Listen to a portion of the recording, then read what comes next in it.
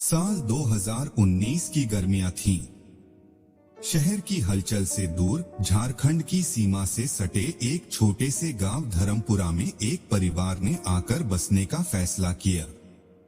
परिवार था रामाश्रय मिश्रा, उनकी पत्नी कौशल्या और 12 साल का बेटा विवेक। रामाश्रय रिटायर्ड स्कूल मास्टर थे। खेती करने का मन था और शहर की भागदौड़ से तंग आ चुके थे। गांव के किनारे एक पुराना लेकिन विशाल मकान उन्हें सस्ते दामों में मिल गया। लोगों ने पहले ही कहा था, मिश्रा जी, वो घर सालों से खाली है। एक बार पूछ तो लीजिए कि ऐसा क्यों है। पर रामाश्रय हंस दिए। अंधविश्वास है ये सब। पहली रात कुछ खास नहीं हुआ, लेकिन दूसरी रात सन्नाटा भारी पड़ने लगा। कौशल्या रसोई में थी जब उसने महसूस किया कि कोई उसके पीछे खड़ा है। पलटी तो कोई नहीं था, लेकिन दीवार पर एक गीला हाथ जैसे किसी ने रगड़ दिया हो। विवेक को एक रात नींद में चलते देखा गया। उसकी आंखें खुली थीं, लेकिन वह दरवाजे की ओर हाथ फैलाए कुछ बुदबुदा रहा था। तीसरी रात बरामदे की दीवार पर 4 कोनों में सिंदूरी रंग के छोटे छोटे त्रिकोण उभरे दिखे। किसी ने रात में बनाया था, लेकिन ताले और कुंडी की कोई चोरी नहीं हुई थी। रामाश्रय को अब थोड़ा संदेह हुआ तो उन्होंने गांव के एक बुजुर्ग से पूछा, यह घर किसका था पहले? बुजुर्ग ने सिर झुकाकर कहा, यह घर जमींदार प्रभुदयाल का था। उनकी बेटी की मौत यहीं हुई थी और तब से इस घर में कोई टिक नहीं पाया। रामाश्रय ने इस बात को अंधविश्वास मानते हुए दरकिनार कर दिया, लेकिन कौशल्या अब दिन में भी चौंकने लगी थी। एक बार उसने विवेक को आंगन में खड़े देखा, पर जैसे कोई अदृश्य हथेली उसके कंधे पर रखी थी। उसका चेहरा सफेद था, आंखें खाली। एक रात कौशल्या की नींद खुली तो देखा कि विवेक कमरे में नहीं है। दोनों पति पत्नी ने पूरे घर में ढूंढा और पाया कि वह घर के पुराने कुएं के पास बैठा है। विवेक, रामाश्रय ने चिल्लाया। विवेक पलटा, लेकिन वो विवेक नहीं था। उसकी आंखें काली थीं और वो बोला, माँ यहीं रहती थी, अब कोई और कैसे रह सकता है?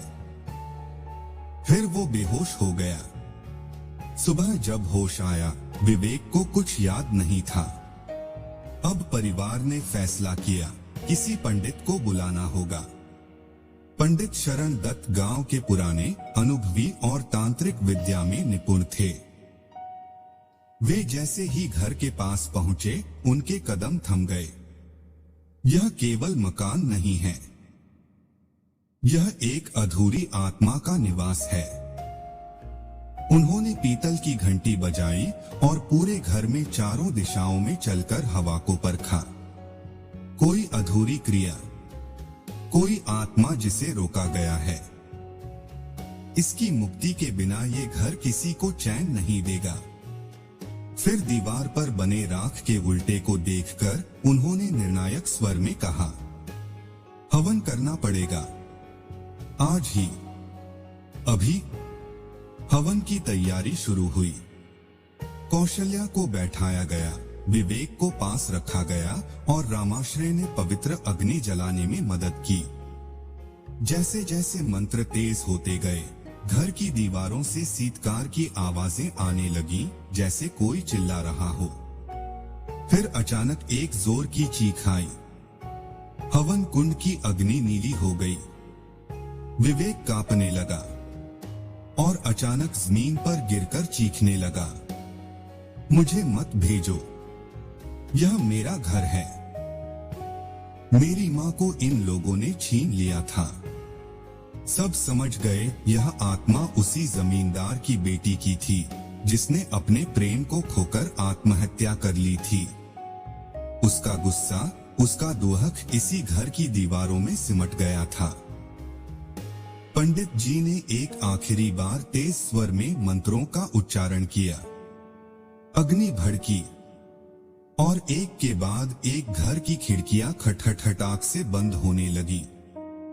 सब कुछ शांत हो गया।